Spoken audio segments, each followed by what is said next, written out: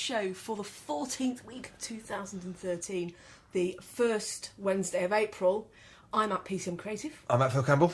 And my first app is myfitnesspal.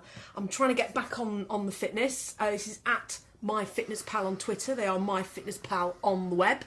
And it's the web's probably biggest free calorie counter. You can lose weight by tracking your food, exercise, and it's just really quick. And it also, I've got a Fitbit, which is... Interfaces with that. Which looks very odd with me going, oh, look. Does it interface with that? It does, yes. So it tracks all my Fitbit stuff. So I just find it really useful. And it's also got a really active forum. So when you're on there, they actually give you a bit of encouragement. And at the moment, after putting on a little bit of weight, I need it. My app for this week, my first app is bossjock, bossjockstudio.com, at bossjock app. Podcast from iOS, no PC needed, beginner or pro. Bossjock Studio is the tool you need to create and publish rich audio productions on iOS. So I met these guys at some event in the States, and the thing that drew me to him is he had a skateboard planted up beside the thing, and he had big hair and big headphones, and he went, "Try this, it's really cool." I was like, "You're my people." So I went over there, put it on, and it was really cool. It allows you to sort of do podcasts on the go. You bring in audio bits of elements. You can talk over the top of it. You press a button, it sort of does all the modulation and all that for you. Brilliant. If you want to do podcasting, you're constantly on the go, constantly travelling, but you want to put out regular audio podcast content, check out bossjock, bossjockstudio.com. Cool. At bossjock studio. My second app is from the Exploratorium. It's called Sound Uncovered, and it's a learning app. They're at Exploratorium on Twitter, and they've got a very long URL to find this particular app. So it's bit.ly/Seller54 app 13 if you want to go straight there. And it's explore the surprising sound of sound. That's just, I'm not even going to read off there. All it looks like now is sound. Go. I know. It's a very cool app. If you've got optical illusions, you've got colour, and this is all about sound and the different auditory illusions that are around, and it really tunes you in to listening and, you know, why things sound from different places. And I just found it very interesting to explore the world of sound. That was complete not a nonsense. So fair comment. My second app of the week is instarepost, which is not what I was going to talk about this week. It's about instarepost. This is a ploy to put me off. I will carry on.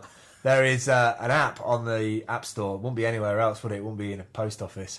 Called instarepost. And the thing about instarepost, which is really nice, is how many times have you seen something on somebody else's Instagram feed and gone, "Oh, that's really cool, I want to post that." And you'd either take a screenshot or something and cut it and crop it or whatever. Well, this is a dedicated app for you to go, press a button, and it'll repost on your timeline, but it puts their name and their details as a message underneath, so that the original person gets credited for it. Oh, nice. And I really like that. I like that idea of redistributing somebody else's. Yours? My third app is Katakune's Netiquette for Kids. And I've been looking for some apps for a client of mine. And this is, again, a very long URL. So it's bit.ly/Seller54 app 14. And they are at swagsoft on Twitter. And it's a picture book for kids. It's only got about 15 pages in it, but it talks about cyberbullying. Okay. But it's two characters of about 4 or 5 years old. They're cartoon characters, just talking about being bullied and it actually happening. And actually, as an adult reading what they're saying to each other and the things that are on the screen as being the act of bullying, it was quite enlightening about, you know, what... Because looking at it, you think, oh, that doesn't make any difference. But actually, it's a really good app. My final app this week is a remote control app for your phone. Most of these set-top boxes, like the Raspberry Pi that I've been playing with, need a USB keyboard to connect to them to actually go through the menus. And you find it very difficult to use. It's an additional cost to add a remote control to it. So what I really like about this is an app that will control the Boxy, also control XMBC, and it'll control the Raspberry Pi as well. So it works over Wi-Fi rather than infrared.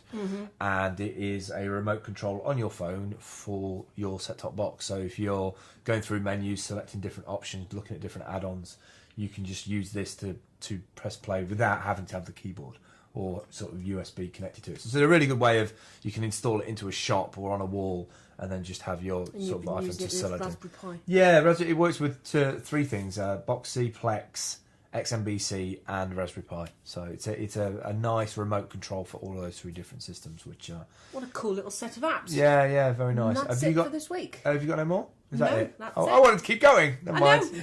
That's it. Don't forget to subscribe. 6x6. We'll see you next week. Bye.